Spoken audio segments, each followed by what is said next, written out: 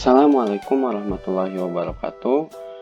Pada video pembelajaran kali ini kita akan membahas mengenai bab yang ada di matematika diskrit, yaitu pohon. Pohon merupakan graf tak berarah terhubung yang tidak mengandung sirkuit. Kita mendapatkan sebuah kata kunci, yaitu terhubung tidak mengandung sirkuit. Ini merupakan contoh pohon dan bukan pohon. Jika pohon, maka akan saling terhubung dan tidak ada sirkuit. Jika bukan pohon, maka dia memiliki sirkuit atau tidak saling terhubung. Lanjut. Hutan. Hutan adalah kumpulan pohon yang saling lepas. Graf terhubung yang tidak mengandung sirkuit. Setiap komponen di dalam graf terhubung tersebut adalah pohon. Ini adalah contoh dari pohon. Sifat-sifat pohon. Misalkan sebuah pohon G yang mempunyai vertex dan edge adalah graf tak berarah sederhana dan jumlah simpulnya adalah n. Maka semua pernyataan di bawah ini adalah ekivalen. G adalah pohon. Setiap pasang simpul di dalam G terhubung dengan lintasan tunggal.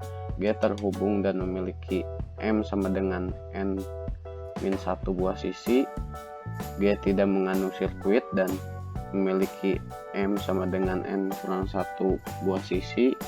G tidak mengandung sirkuit dan penambahan suatu sisi pada graf akan membuat hanya satu sirkuit. G terhubung dan semua sisanya adalah jembatan. Lalu teorema di atas dapat dikatakan sebagai definisi lain dari pohon. Kita lanjut. Pohon merentang dari graf terhubung adalah upagraf merentang yang berupa pohon.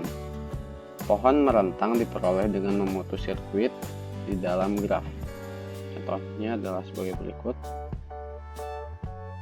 Setiap graf terhubung mempunyai paling sedikit satu buah pohon merentang. Graf tak terhubung dengan K komponen mempunyai K buah hutan merentang yang disebut hutan merentang. Pohon rentang minimum. Pohon rentang minimum adalah graf terhubung berbobot yang mungkin mempunyai lebih dari satu pohon merentang. Pohon rentang berbobot minimum dinamakan pohon merentang minimum atau minimum spanning tree.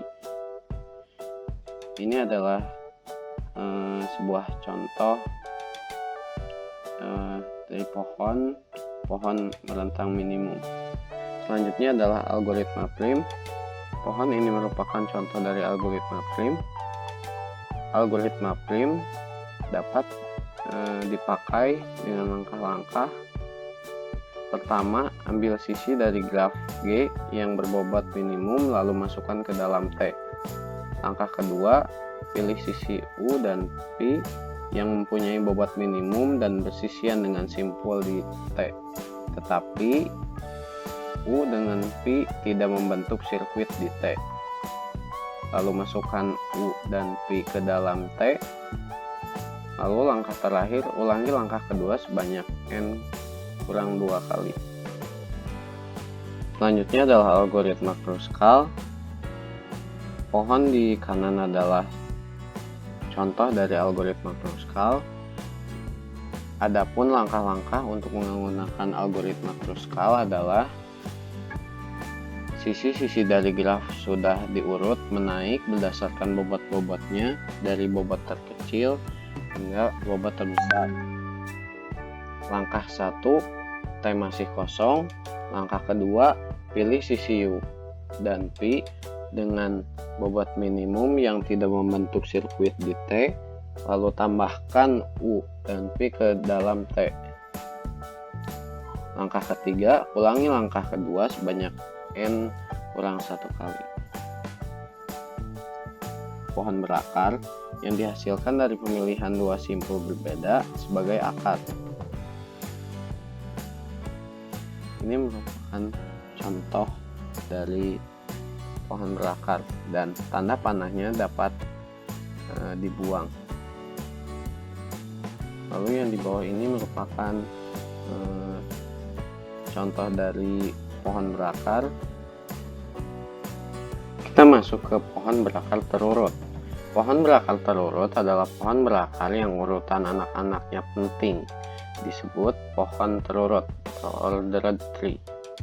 Di sini kita mempunyai dua buah pohon terurut, berakar terurut. Bisa kita misalkan bahwa misalnya ini adalah pohon dari silsilah keluarga, dan satu ini adalah contohnya mungkin kakek, lalu ini adalah anak pertama dari kakek, lalu anak kedua, dan anak ketiga. Selanjutnya emarai. Pohon emarai adalah pohon berakar yang setiap simpul cabangnya mempunyai paling banyak M buah anak, disebut pohon emarai. Ini adalah sebuah contoh dari pohon emarai yang berasal dari kalimat ini. Pohon emarai dikatakan teratur atau penuh jika setiap simpul cabangnya mempunyai tepat M anak. Kita masuk ke pohon biner. Pohon biner merupakan pohon emarai yang M-nya sama dengan 2. Setiap simpul memiliki cabang paling banyak 2 buah anak. Karena ada perbedaan urutan anak, maka pohon biner adalah pohon terurut. Ini adalah gambar 2 buah pohon biner yang berbeda. Yang pertama ke kiri, kedua ke kanan.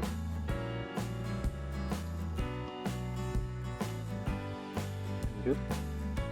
Pohon yang simpulnya terletak di bagian kiri saja atau di bagian kanan saja dinamakan pohon condong. Pohon biner yang setiap simpulnya memiliki tepat 2 buah anak kecuali simpul pada aras bawah dinamakan pohon biner penuh. Lanjut, pohon biner seimbang. Kita masuk ke pohon biner seimbang. Pada beberapa aplikasi diinginkan tinggi upah pohon kiri dan tinggi upah pohon kanan yang seimbang, yaitu berbeda maksimal 1. T1 dan T2 adalah pohon seimbang, sedangkan T3 bukan pohon seimbang karena jumlah yang berbeda lebih dari 1. Kita masuk ke terapan pohon biner. Yang pertama ada pohon ekspresi, yang dimana daunnya sebagai operan dan simpul dalam sebagai operator. Ini adalah operan dan ini operator. Pohon ekspresi digunakan untuk mengevaluasi ekspresi yang ditulis dalam notasi infix, prefix, dan postfix. Pada infix, operator berada di antara 2 buah operan. Ini contohnya. Pada prefix, operator mendahului 2 buah operan. Seperti ini contohnya.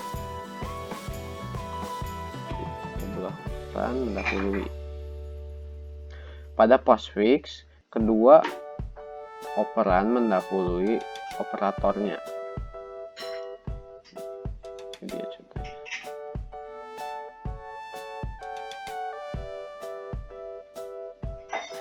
Kita lanjut ke pohon yang kedua.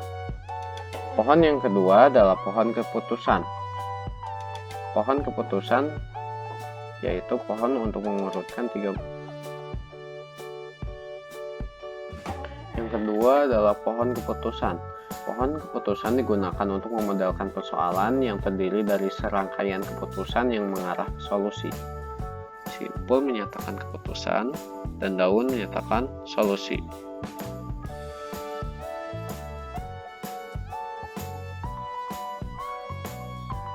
Lanjut. Yang ketiga ada kode awalan. Kode awalan adalah himpunan kode, misalnya kode biner sedemikian sehingga tidak ada anggota kumpulan yang merupakan awalan dari anggota yang lain. Kode awalan mempunyai pohon biner yang berkesesuaian. Sisi kiri dilabeli dengan 0, sisi kanan dilabeli dengan 1. Ini adalah sebuah pohon biner dari kode prefix 000, 001, 01, 1011. Yang keempat ada kode Huffman.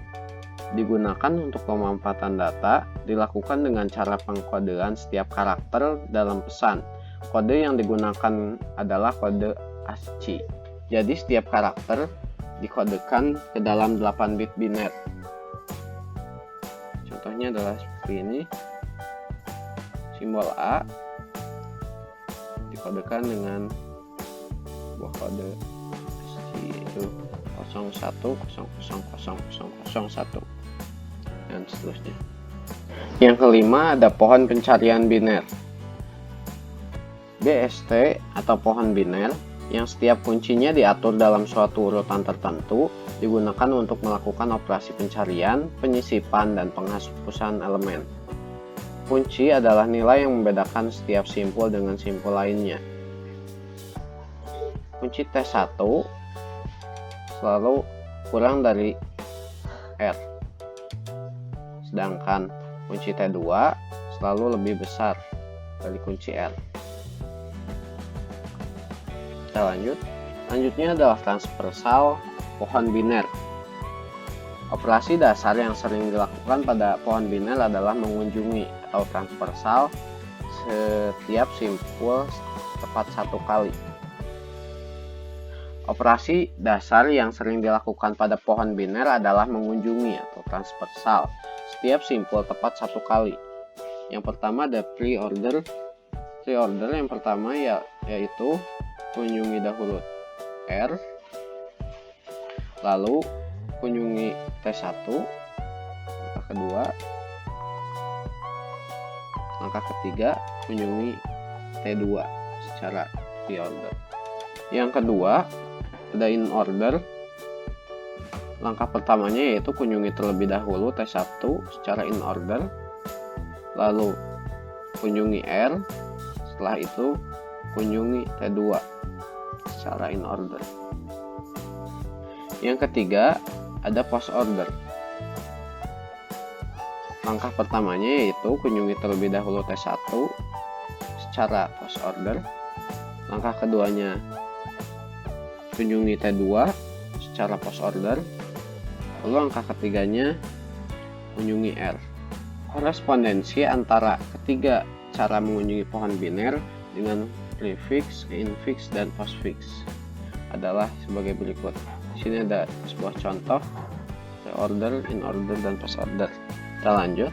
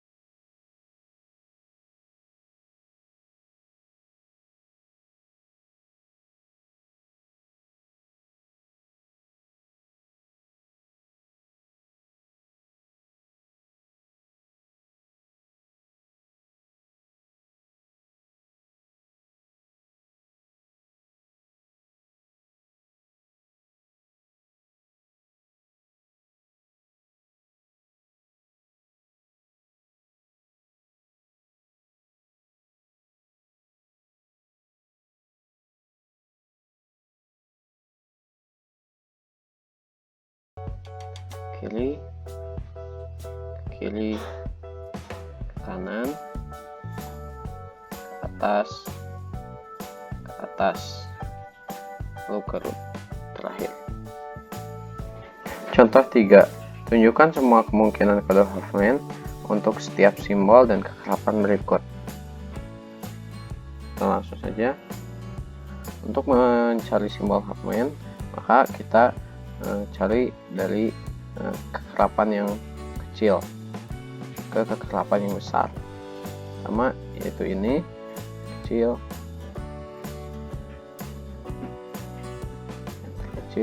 row F, yang kiri 0 dan yang kanan 1. Lalu ini ditambahkan, gabungkan, lalu kita cari lagi yang terkecilnya, gabungkan lagi. Jika ada yang masih kecil, kita bisa simpan di sebelah kanan yang lain. G, C7, gabungkan jadi 13, 11. Ini ada 12, D, simpan D, gabungkan lagi, masih ada kecil, itu A, yang 15, simpan di sini.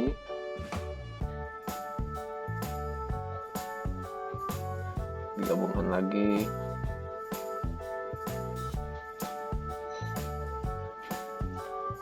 lalu ada I 15,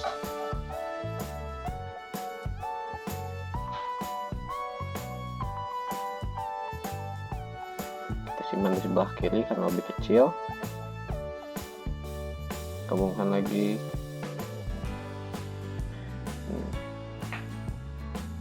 lalu E, simpan di sebelah kiri yang lebih kecil. Tambahkan lagi,